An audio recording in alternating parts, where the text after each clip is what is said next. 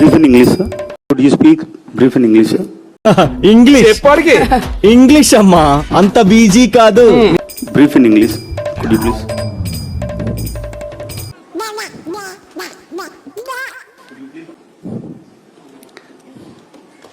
ఏంటి బాబు గుట్టుకులు మింగుతున్నావు? త్వరగా చదవరా. కలిపి రాతలో ఉందరా, మామూలుగా ఉంటేనే చదవటం కష్టం, ఇది కష్టమే. ఇంత పెద్దది ఏం brief? Sir, sir, you said, sir. సిగ్గు లేకుండా మళ్ళీ నవ్వు ఒకటి మొహం మీద.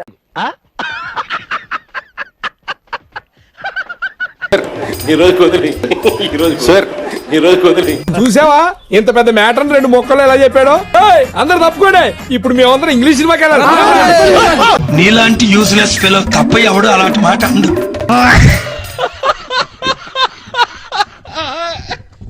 ఆ బోర్డు మీద ఏముందో చదువు. 8,500 కోట్లు మైనస్ 2,071 అంటే 6,428 కోట్లు. అంటే ఆలు ఏబిసిడీలు రాకుండా ఎట్రా నువ్వు బీటెక్ చదివావని అంటా నేను. 6,428 కోట్లు.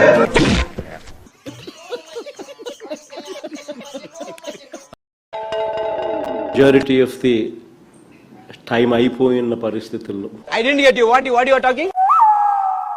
మెజారిటీ ఆఫ్ ది టైం అయిపోయిన పరిస్థితి.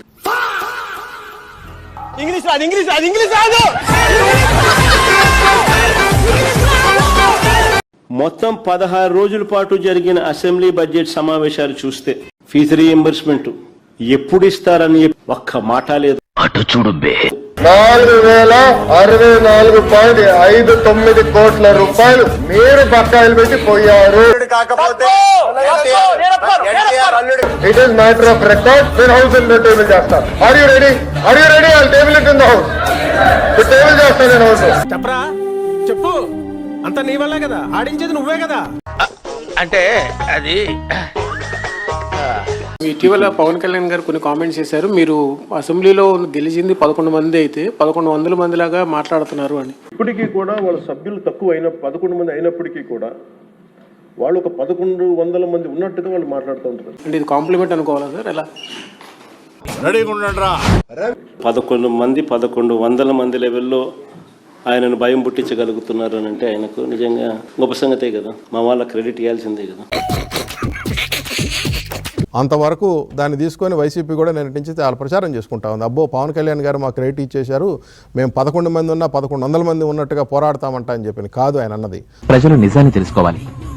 చూడండి, ఆ 1100 మంది కల్తీ బ్యాచ్ అన్నారు ఆయన. అబద్ధాలు చెప్పే బ్యాచ్, అట్లానే బాధ్యత రాహిత్యంగా మాట్లాడేవాళ్ళు, అసభ్యంగా మాట్లాడే గ్రూప్ అది. They are irrational, irresponsible and abusive group.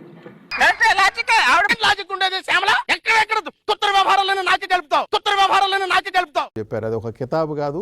మీరు అసత్య ప్రచారాలు చేయడంలో ఆ స్థాయిలో ఆరితేరిన వారు అనేది పవన్ కళ్యాణ్ గారి యొక్క ఉద్దేశం. ఇంకెంత క్లియర్ గా చెప్పిన తర్వాత ఎంగిలి కాంచాల దగ్గర కుక్కలా ఇక్కడ ఎందుకు మనం ఎందుకు చంద్రబాబు దేశ రాజకీయాల్లోకి వెళ్తున్నారు, ఉప ప్రధాని అంటూ కూడా ప్రచారం జరుగుతుంది. జై చంద్రబాబు, జై చంద్రబాబు, జై చంద్రబాబు.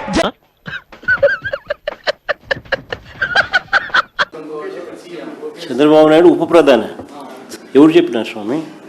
इसके बारे में इसमें ऑलरेडी हमने बोल दिया, ऑलरेडी caution किया.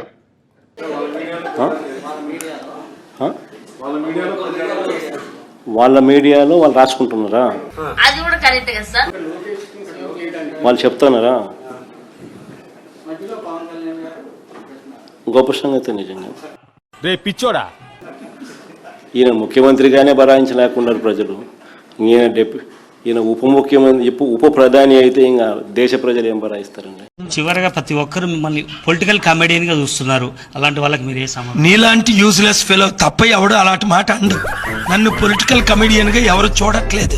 So don't talk that content. No, that is a stupid statement by you. Democracy is very little what you can do other than bringing it to the public domain. ఈ అమ్మాయి ఏం feel ఉండదు మామయ్య. చూద్దాంలే. చూడటం కాదండి, మీరు చెయ్యాలంతే. సరే, మీరు ట్రై చేస్తారన్నారంటే అది ఓకే అయిపోయిన